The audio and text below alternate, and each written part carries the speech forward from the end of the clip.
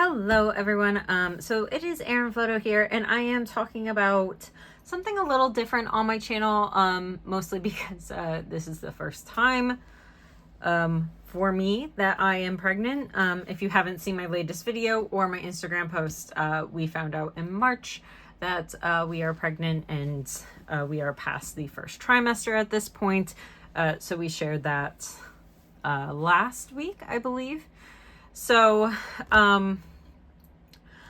I've always been really open with all of you on mental health, on general health, on things I'm going through. I have been taking some time off of social media, but usually when I see an opportunity to discuss something that a lot of people are inflicted with, but it is not necessarily taboo, but not very well talked about. Usually at the point that I am comfortable, I begin talking about that journey. So this is actually not the first notebook that I started using for our trying to conceive journey. So I'll just go ahead and get on in. If this is TMI, I will put in the description below what the timestamp is past the trying to conceive journey. If it's something that you relate to, if it is something that you want to hear more about, please feel free to stick around. And it's actually really funny. I'm not planning on doing a galaxy theme for Baby Butler's nursery, but I saw the front of this notebook. This is from an Archer and Olive sub box, and I was just like, let's just go with the galaxy theme for this notebook, even though that's not what the nursery theme is going to be. So we have been trying to conceive since August 2022. That is when I got my IUD removed. And for a little backstory, that was my second IUD. So I had my first one placed in 2015, my second one, my first one removed and replaced, I think it was in 2020. And then prior to even having the IUD, I had a depot shot. And if you don't know what that is, it's a shot that you get every 3 months. And I think I had that since like 2013. So essentially, again, sorry if there's TMI, but I hadn't had a period since 2013. So when I had my IUD removed, I did begin having a period. However, in November 2022, and of course, this was all planned. My partner and I talked about this at length on if we wanted to start trying, and we had a big discussion on that, and decided that was the next step in our lives that we wanted to take.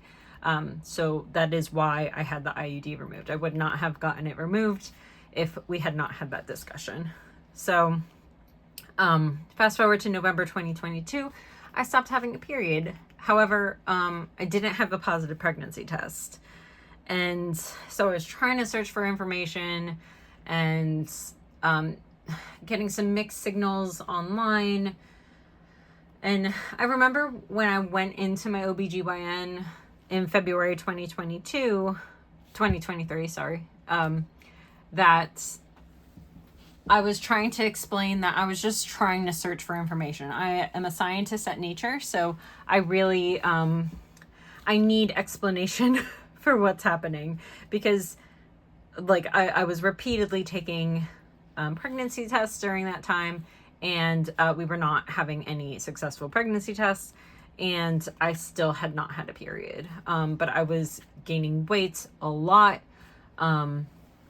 So in February, I called my OBGYN and I said, hey, I'm not having a period and I don't have a pregnancy test, and it's been 3 months and I'm concerned. So at that point, they did an ultrasound just to confirm that we were indeed not pregnant. Because sometimes if you don't have a positive pregnancy test, it could just be that your HCG hormone is too low, like low enough to read, or you could be having a chemical pregnancy, or you could be having a miscarriage. You know, there's a whole bunch of stuff that could happen. So we did do an ultrasound to be like, okay, we need confirmation either way. The blood wasn't coming out positive, and the pregnancy tests were coming out positive. So we wanted to find out.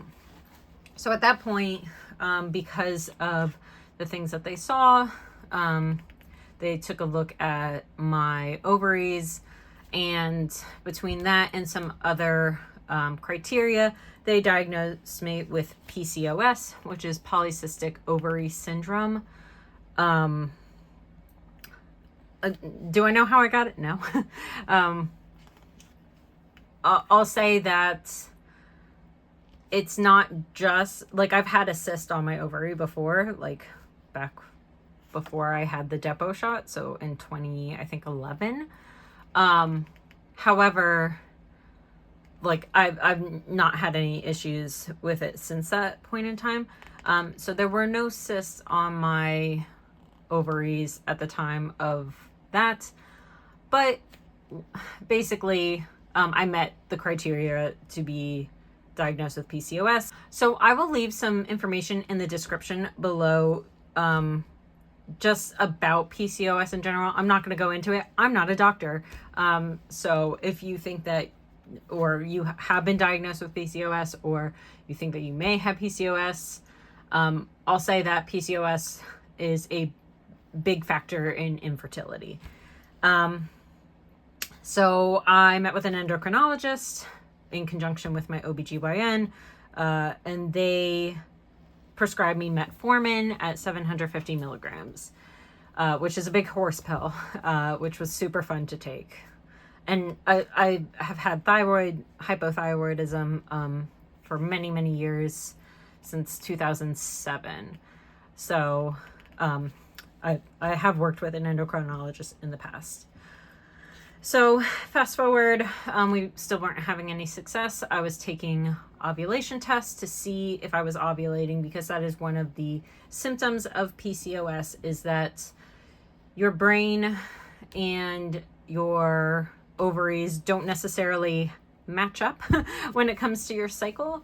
And so you don't ovulate like a normal person, or whatever normal means these days. But you don't have a normal cycle. So after that, I set up another OBGYN appointment on August 3rd and said, hey, I'm not ovulating at all. I've taken ovulation tests throughout these months, and I have not ever had an ovulation test become positive. So that's when they referred me to a fertility treatment. So I love my doctor at the fertility treatment center. I worked with Columbia Fertility, and I loved my doctor. And actually, it's Dr. Alex Robles, and he is like quoted in a whole bunch of things about PCOS, and he's been talking about Ozempic recently, and so like he knows what he's doing. And honestly, he was incredibly supportive, and both my partner and I met with him. And so there's a bunch of tests that you have to do at first to make sure that like something else isn't wrong, right? So the only issue that ended up happening was I can't ovulate or to this point I was not ovulating at all. So I had the initial appointment, and saying round 1, round 2, round 3, round 4, you would assume that is some sort of like IVF, but we did not do IVF. We did not do IUI. So those are different ways of inserting inserting into you so that you can conceive, whether it be egg and male parts together or just male parts being inserted into you. However, my partner didn't have any issues. I was just not ovulating. So we started the first round, which is basically just the first cycle, November 26th. And essentially what they did is they prescribed me a medication to take right after my period. It's called letrozole. So again, I am not a doctor, but considering I didn't have any issues aside from the ovulation, this is the first step that we were willing to go in, because there were no other issues. So essentially after my period started, I would take letrozole for like 5 days. And then we would monitor, right? When I was ovulating.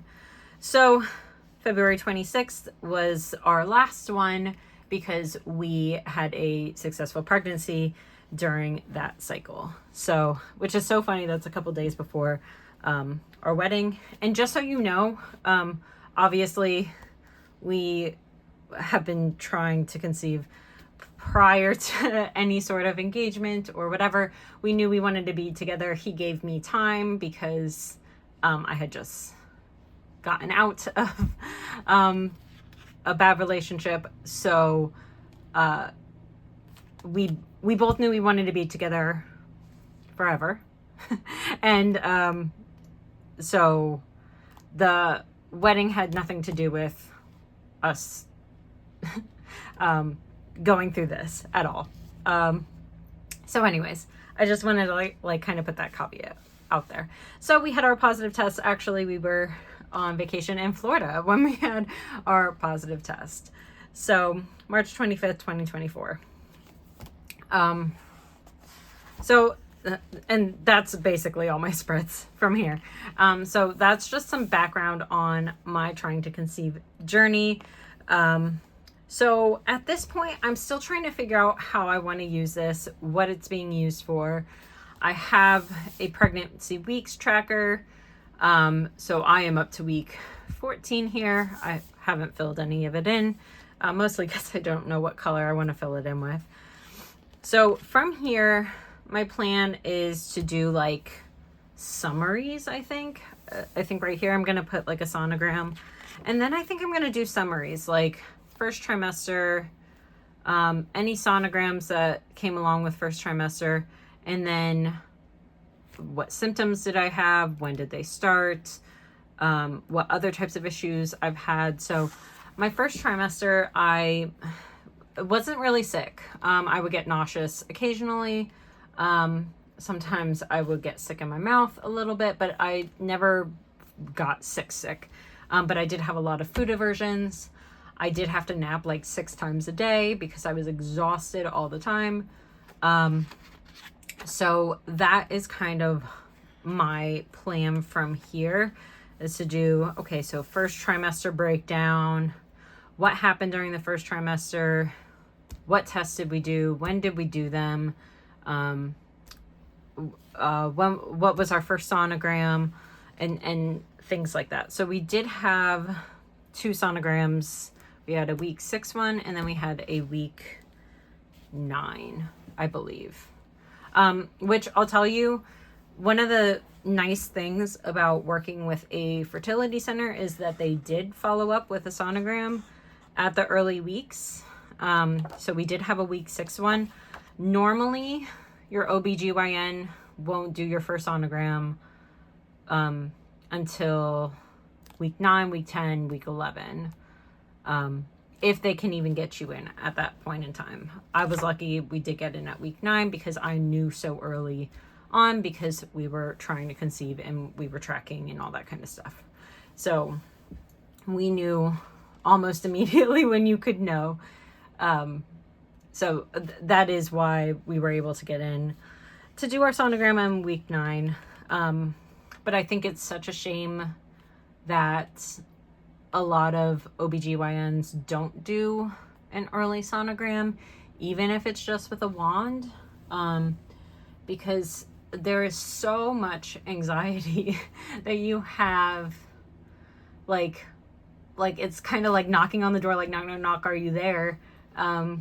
There's so much anxiety, especially if you've had previous miscarriages. I have not had a previous miscarriage, but it was anxiety inducing for sure. And that's with me even getting the 6-week sonogram. And then following up in week 7, I did another blood test to make sure that my HCG level was still going up. So I wish that they did that. I wish that OBGYNs would just bring you in for blood work to make sure your HCG is still tracking higher, meaning your pregnancy is still coming along, because just the anxiety of waiting to see if something happens that's negative, not even something that good that happens, but something negative happening is terrifying. It's awful. But that's all I'll say about that. So like I said, the whole purpose of this was just to raise awareness, to give you some background, to kind of tell you where I'm at, what I'm thinking about in terms of this notebook. And then, I will try to show you, I am on a social media break, but I'm feeling better. So I might do some more of these check-in videos, and maybe do like 2 videos a month, because I have filmed all of my monthlies. So I'm thinking that filming 1 extra video a month wouldn't be too cumbersome on me. So I will try to keep doing some check-in videos from here. So that's what I've got so far.